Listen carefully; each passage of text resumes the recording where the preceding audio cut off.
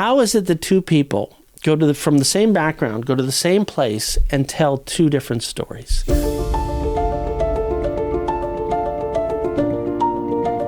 Let's talk about this dreadful existence of 6-day work weeks full of training and religious practice. The classical Chinese dance that Shen does, I think, has no peer in the world. These are elite of the elite. Some of the very best classical Chinese dancers in the world are at Shen. It is a place for elite training. Again, much like you'd find at an Olympic gymnastic training facility, or perhaps in South Florida in those elite tennis academies. You go there because you want to be among the very best when it comes to classical Chinese dance or the orchestra. And that's why you're there. And a lot of these people are driven, whatever you want to call them, a personality, A-types, what have you, and they love it. That's why they're there. So if that's not what you're interested in, and you don't want that level of focus, and you don't want to reach that level artistically, not the place for you. Also, the religious practice. So training, again, dreadful existence of training and religious practice. Everyone up at Dragon Springs practices the Falun Gong faith. Every day there's time for meditation, and they often do it in groups or what have you. Every day there's time to sit and read Buddhist scripture. You are there with people of a shared faith, and that is one of the things that people love. It helps strengthen your own faith. It helps sort of bond with each other. It helps each other elevate in the faith. It is a wonderful, wonderful place to be if you are a practitioner of Falun Gong.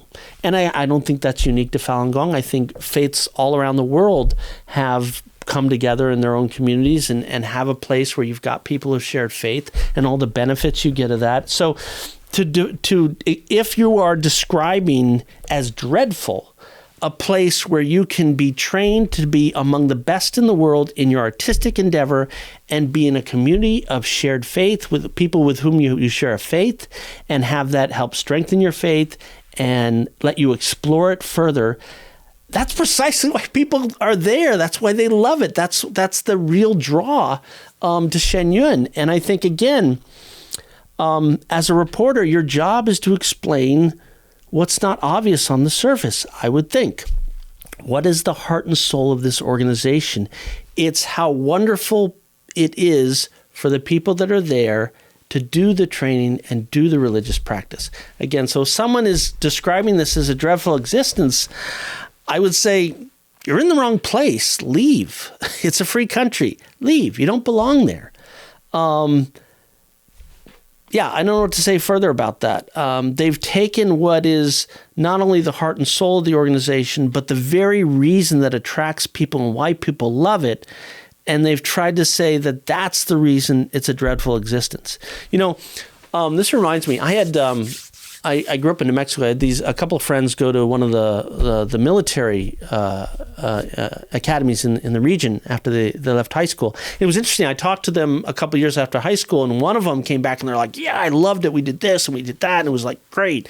And I talked to the other person, again, same high school, same military academy, and it was a horrific story. Didn't have enough to eat. He was abused. It was like the people were tyrannical, and He quit halfway through.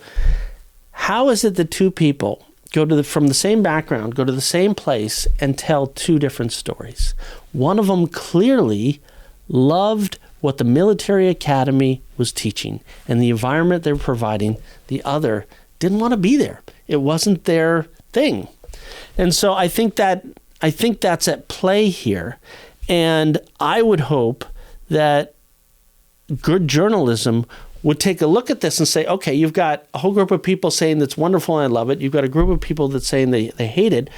What's closer to the truth, and what are the numbers? And again, if you look at the numbers of the petition, over 1,500 people are saying, we love the training, we love the religious practice, that's why we're here, and these reports greatly distort who we are, what our faith is, and how we live our lives. And then you've got, a handful. Less than 10, maybe there's a few more of that if you're just going to take extra little quotes here and there, but the core is like less than 10, I believe. I think that's very, very disingenuous. And it seems to me that this tiny group is getting all of the coverage, and the 1,500 or over 1,500 remain voiceless, not being heard. So, yeah.